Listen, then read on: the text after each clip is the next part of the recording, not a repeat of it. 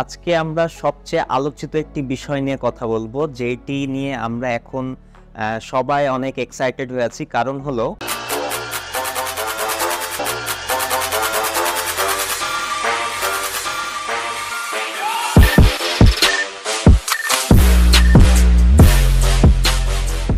আসসালামু আলাইকুম guys, it's me Asif Ahmed and welcome to my new video.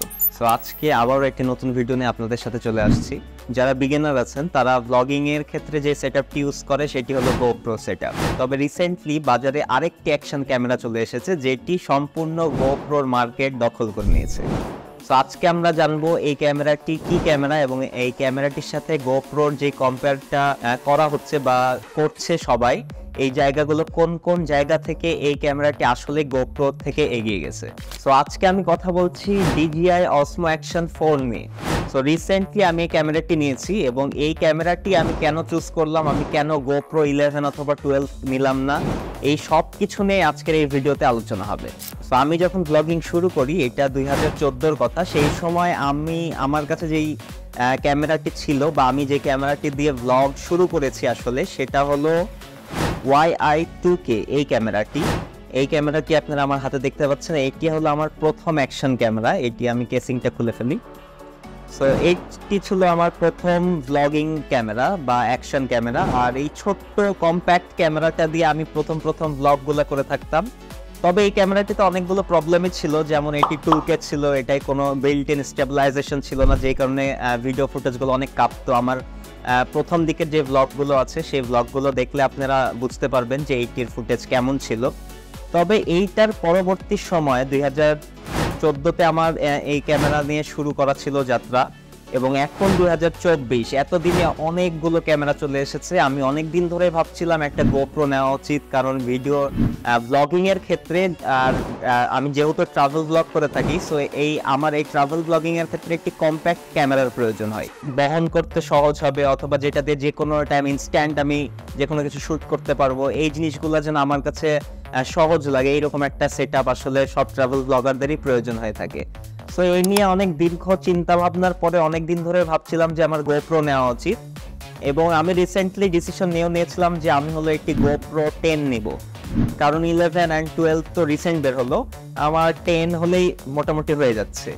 তো তারপরে আমি যখন মার্কেট রিসার্চ করা শুরু করি, তখন আমি দেখতে পাই যে আমাদের DJI কোম্পানি, যে কোম্পানিকে আমরা ড্রোন থেকে চিনে আসছি, বা এই কোম্পানি মূলত DJI শুনলে আমাদের মাথায় সবার প্রথমে আসে ড্রোন, কারণ DJI ড্রোনের উপরে বেস্ট কোনো ড্রোন আমাদের মার্কেটে এখন নেই। এবং যারা ড্রোন ইউজার আছেন বা ট্রাভেল ব্লগ অথবা নানান রকম এই কন্টেন্ট ক্রিয়েশন নিয়ে কাজ করেন, প্রায় তারা ড্রোন কিনলেই DJI ড্রোনই কিনে থাকেন।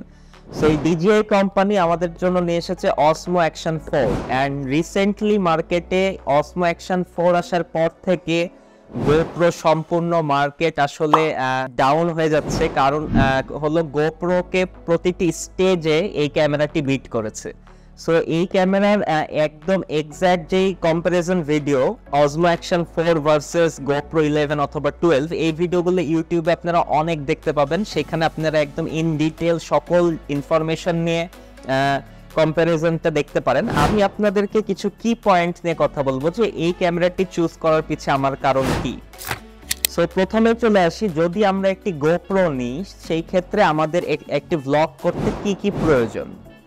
সো জাস্ট আমি GoPro নিয়ে নিলেই আমি ব্লগিং সেটআপে বা ব্লগ স্টার্ট করে দিতে পারবো না, কারণ এখানে আরো অ্যাক্সেসরিজের প্রয়োজন আছে। যেমন GoPro যদি আমি বেসিক ভার্সনটা নিই, সেটার সাথে এক্সট্রা কোনো ব্যাটারি থাকে না বা আদার্স অ্যাক্সেসরিজগুলো পাবো না। সো এই ক্ষেত্রে যে প্রবলেমটা আমাকে ফেস করতে হবে, সেটা হলো আমি যখন কোথাও ট্রাভেল করছি, আমি একটা ব্যাটারি দিয়ে সম্পূর্ণ ব্লগ কভার দিতে পারবো না কখনোই। সো সেই ক্ষেত্রে আমার এক্সট্রা ব্যাটারিজ দরকার, এবং তার সাথে আমার যে এক্সট্রা সেলফি স্টিক বলেন, অথবা সবচেয়ে মেইনলি যেটা, সেটা হলো মাইক্রোফোন অ্যাটাচ করার জন্য আমার একটা পোর্ট প্রয়োজন। সো যেইটা না হলে আমার আসলে ব্লগ করাই যাবে না, কারণ আমি আপনাদের কাছে আমার আওয়াজ আপনি শুনতে পাবেন না। সবচেয়ে বড় যেটা প্রবলেম GoProতে, সেইটা হলো যে GoProতে কোনো বিল্ট ইন মাইক পোর্ট নাই। এই জায়গাতেই DJI Osmo Action 4 একটি বড় গেম প্লে করেছে। তারা একটি বিল্ট ইন মাইক্রোফোন পোর্ট দিয়ে দিয়েছে, যেখানে আপনারা চাইলে যে কোনো টাইপ সি মাইক্রোফোন ইউজ করতে পারবেন, just dongle type C dongle use করতে পারবেন, যেখানে 3.5 জ্যাক ইউজ করার মাধ্যমে আপনি বয়া অথবা যে কোনো ওয়াইড মাইক্রোফোন, রোডের মাইক্রোফোনগুলো ইউজ করতে পারবেন। অথবা যদি ওয়্যারলেস মাইক্রোফোন ইউজ করতে পারেন, এখন অনেক কোম্পানির ওয়্যারলেস মাইক্রোফোন পাওয়া যায়, এমনকি ডিজেআই এর নিজস্ব একটি ওয়্যারলেস মাইক্রোফোন আছে যেটিতে আলাদা আলাদা পোর্ট দেওয়া থাকে, সেখানে টাইপ সিটা কানেক্ট করে ট্রান্সমিটার আপনি ডিরেক্ট আপনার অ্যাকশন ক্যামেরা বিল্ড করে ফেলতে পারবেন এবং আপনার যে রিসিভারগুলো আছে সেগুলো আপনি আপনার কভারে ক্লিক করে নিয়ে আপনার ব্লগ রান করতে পারছেন। সো আমার কাছে সবচেয়ে বড় প্লাস পয়েন্ট লেগেছে এই বিষয়টি। এবং DJI Osmo Action 4 চুজ করার পিছনে আমার আরেকটি কারণ ছিল হলো যে এই ক্যামেরাটিতে এখন পর্যন্ত অ্যাকশন ক্যামেরার জগতে সবচেয়ে বড় সেন্সরটি ইউজ করা হচ্ছে, যেটি হলো 1.3 ইঞ্চ সেন্সর।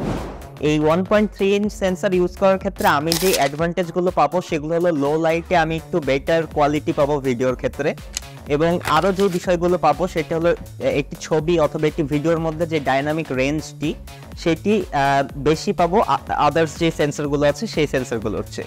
এবং তার সাথে আরও অনেক ফিচার্স থাকছে এটাতে, এবং এটাতে থাকছে সবচেয়ে ওয়াইড লেন্স, যেটি হলো অ্যাকশন ক্যামেরার মধ্যে এখন পর্যন্ত সবচেয়ে বেশি ওয়াইড, যেটা আছে 155 ডিগ্রি।